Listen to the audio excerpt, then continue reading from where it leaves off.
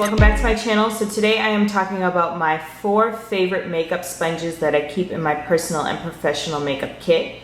If you're interested in learning what sponges I really love to keep in my personal and professional makeup kit, stay tuned. Sponges in makeup serve a variety of purposes. The main one to basically apply product to the skin and for me blend it out seamlessly, help me to create different shapes on the skin. And if I have a high volume job, sponges are great for that as well, because certain sponges are disposable, so I can get through a number of faces without having to really reset every single time. To start, I will go in with the holy grail of makeup sponges, which is this pink guy right here.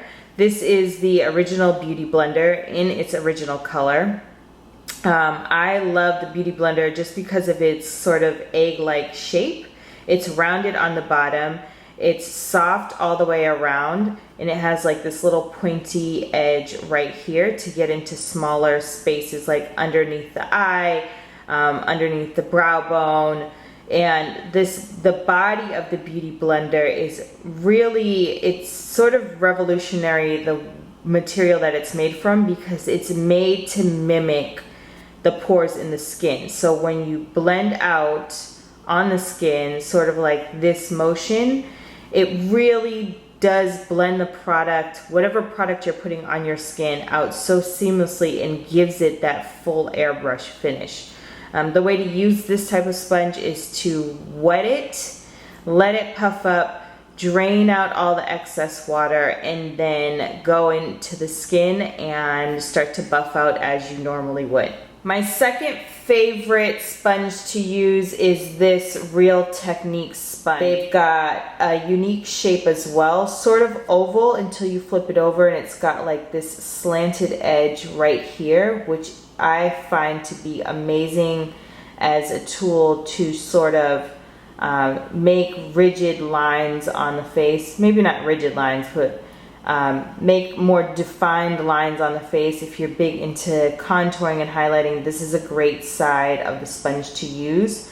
The body itself also is great for blending out, and then the tip here again is great for getting into smaller areas like underneath the eyes and underneath the brow bone. I feel like this tip right here on this Real Technique sponge is a lot more pointier than the Beauty Blender, therefore giving me a lot more precision when I use it. This again right here, I use this for more definition in the cheekbone area, especially when I'm doing a contour on somebody. And the body right here is not made of the exact same material as the Beauty Blender, but so close that it literally has the same function where it mimics the pores in the skin. So when you go in and you're buffing out on the skin, this is a great side to use because this tool will also give you that airbrush finish. The way you use this is the same as the Beauty Blender. Run it under some water, let it puff out, get it to a point where it's completely inflated, rinse out all the water, and then go to work and use as you see fit. This sponge, I will tell you, I only find it good for defining certain areas on the face. So again, a unique shape like the other 2 sponges. It's cut at very sharp angles, and you can tell it's a denser sponge once you really start to touch it and squeeze into it. It's not really light and airy like the Beauty Blender or the Real Technique sponge. So if you go and use it in the same sort of manner where you run it under water and wait for it to inflate, it's actually not going to really do that. It does absorb water and can get wet and can be used wet, but the functionality of it being wet just doesn't serve any other purpose.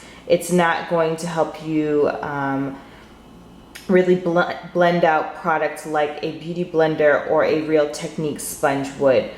What I do like about it though are how it's cut, these sharper edges. I have used it to carve out contour and highlight, and it works magnificent in that area. but I would blend out the contour and highlight that I create from these edges with another sponge. So if you're gonna go with this sponge, I say it's more about carving certain features out, and maybe this is great for body makeup, but it's not really great for anything else on the face if you're doing basic beauty looks. Last but not least is a traditional triangle sponge. Now these you can get anywhere.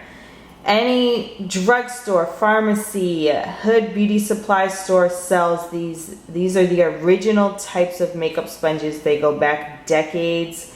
I will tell you though that this sponge in particular is not necessarily your run-of-the-mill drugstore beauty supply sponge. This sponge is from Alcone.